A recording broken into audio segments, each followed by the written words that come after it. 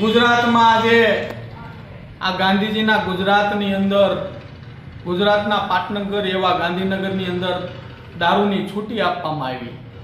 જ્યારે દેશના યશસ્વી વડાપ્રધાનશ્રીને કોળી વિકાસ સંગઠન ગુજરાત ટ્રસ્ટ દ્વારા લેખિતમાં આવેદનપત્ર આપવામાં આવ્યું કે ખરેખર આ ગુજરાતની પાટનગરની છબી ખરડવાનું કામ આ ગુજરાત સરકારે કર્યું છે।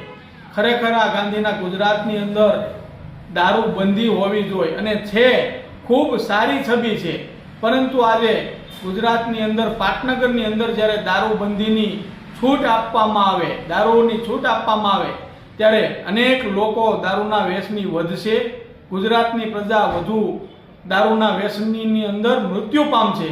તો કોળી વિકાસ સંગઠન ગુજરાત ટ્રસ્ટની એક જ માંગણી છે કે ખરેખર ગુજરાતની અંદર જે દારૂબંધી છે એ હોવી જોઈએ।